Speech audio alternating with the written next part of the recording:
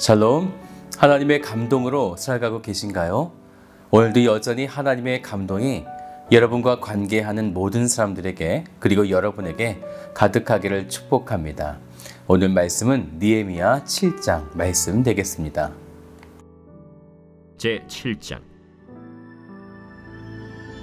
성벽이 건축되매 문짝을 달고 문지기와 노래하는 자들과 레위 사람들을 세운 후에 내 아우 하나니와 영문의 관원 하나냐가 함께 예루살렘을 다스리게 하였는데, 하나냐는 충성스러운 사람이요 하나님을 경외함이 무리 중에서 뛰어난 자라.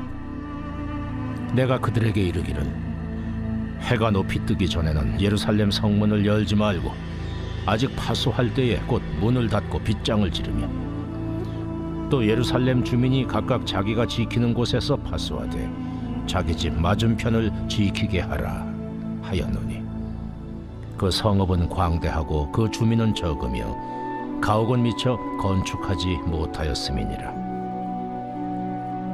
내 하나님이 내 마음을 감동하사 귀족들과 민장들과 백성을 모아 그 계보대로 등록하게 하심으로 내가 처음으로 돌아온 자의 계보를 얻었는데, 거기에 기록된 것을 보면 옛적에 바벨론 왕 느부갓네살에게 사로잡혀 갔던 자들 중에서 노임을 받고 예루살렘과 유다에 돌아와 각기 자기들의 성읍에 이른 자들, 곧 스룹바벨과 예수아와 느헤미야와 아사랴와 라암야와 나하마니와 모르드게와 빌산과 미스베렛과 비그웨와 느훔과 바나와 함께 나온 이스라엘 백성의 명수가 이러하니라. 바로스 자손이 2172명이요 스바랴 자손이 372명이요 아라 자손이 652명이요 바한 모압 자손 곧 예수아와 요압 자손이 2818명이요 엘람 자손이 1254명이요 삿두 자손이 845명이요 삭게 자손이 760명이요 빈누이 자손이 648명이요 브베 자손이 628명이요 아스가 자손이 2322명이요 아도니감 자손이 667명이요 비그웨 자손이 2067명이요 아딘 자손이 655명이요 아델 자손 곧 히스기야 자손이 98명이요 하슴 자손이 328명이요 베세 자손이 324명이요 하립 자손이 112명이요 기브온 사람이 95명이요 베들레헴과 느도바 사람이 188명이요 아나도 사람이 128명이요 벳아스마웻 사람이 42명이요 기리앗 여아림과 그비라와 부에로 사람이 743명이요 라마와 게바 사람이 621명이요 믹마스 사람이 122명이요 베델과 아이 사람이 123명이요 기타 느보 사람이 52명이요 기타 엘람 자손이 1254명이요 하림 자손이 320명이요 여리고 자손이 345명이요 로드와 하딧과 오노 자손이 721명이요 스나 자손이 3930명이었느니라. 제사장들은 예수아의 집 여다야 자손이 973명이요 임멜 자손이 1052명이요 바스훌 자손이 1247명이요 하림 자손이 1070명이었느니라.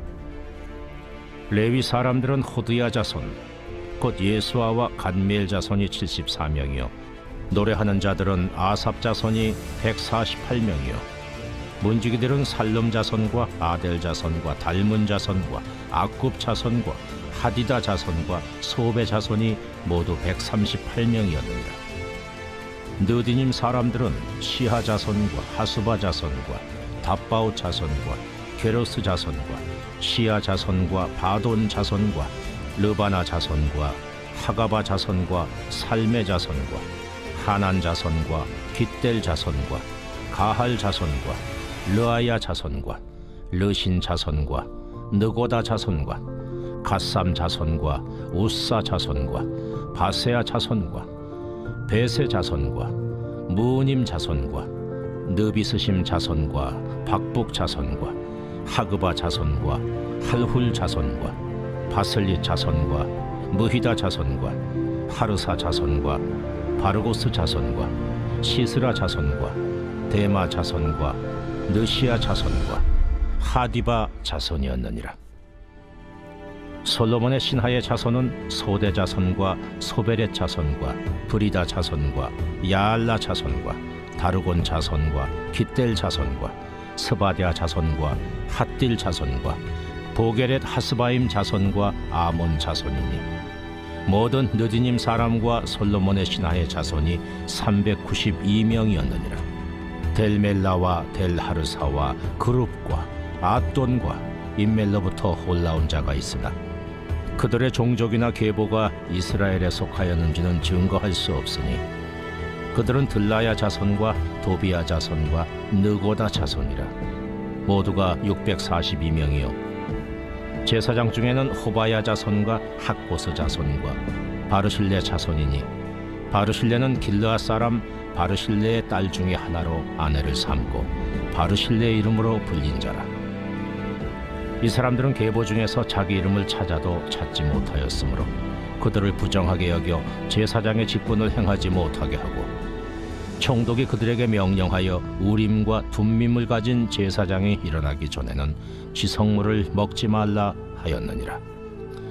온 회중의 합계는 42,360명이요 그 외에 노비가 7,337명이요 그들에게 노래하는 남녀가 245명이 있었고 말이 736마리요 노새가 245마리요 낙타가 435마리요 나귀가 6,720마리였느니라. 어떤 족장들은 역사를 위하여 보조하였고 총독은 금 1,000드라크마와 대접 50과 제사장의 의복 530벌을 보물곳간에 드렸고 또 어떤 족장들은 금 2만 드라크마와 은 2,200만회를 역사곳간에 드렸고 그 나머지 백성은 금 2만 드라크마와 은 2,000만회와 제사장의 의복 67벌을 드렸느니라. 이와 같이 제사장들과 레위 사람들과 문지기들과 노래하는 자들과 백성 몇 명과 느드님 사람들과 온 이스라엘 자손이 다 자기들의 성읍에 거주하였느니라.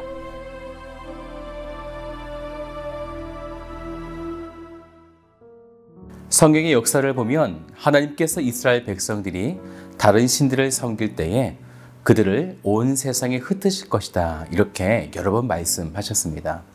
그것은 곧 그들의 죄악으로 하나님의 성에 거하지 못할 것이라 라는 말씀이 되겠죠. 그런데 오늘 1절을 보면 성벽이 건축됨에 문짝을 달고 성벽이 완성되고 성문도 완성되어 이제 예루살렘 성이 완성된 것이죠. 그때 오늘 본문 마지막 73절을 보면요 이런 말씀이 있어요. 온 이스라엘 자손이 다 자기들의 성읍에 거주하였느니라. 그들의 과거의 죄악으로 패망하였고 온 열국 가운데 흩어지게 되었는데 이제 그들이 예루살렘으로 돌아와서 그 가운데 숱한 어려움과 역경 속에서도 인내하며 또 그들이 하나님께 회개하며 그렇게 성이 완성할 때 하나님의 온전한 회복이 일어나고 있음을 보여주고 있는 것입니다. 이제 그들은 예루살렘 성이 완성되었으므로 흩어지지 않고 그 성읍에 거주할 수 있는 축복을 받게 된 것입니다. 그것은 곧 느헤미야 1장 9절의 말씀처럼요.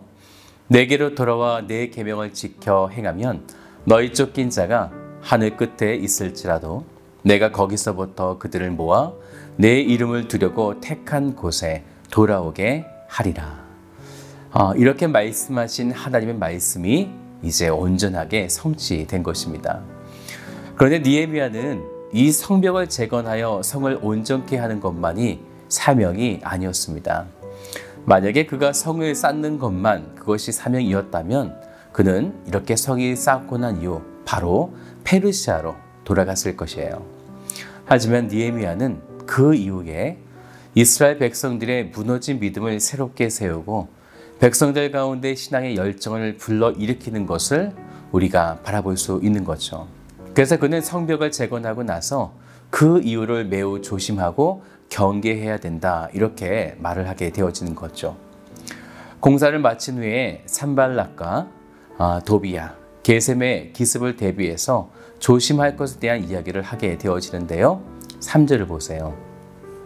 내가 그들에게 이르기를 해가 높이 뜨기 전에는 예루살렘 성문을 열지 말고 아직 파수할 때에 곧 문을 닫고 빗장을 지르며 또 예루살렘 주민이 각각 자기가 지키는 곳에서 파수하되 자기 집 맞은편을 지키게 하라 하였노니.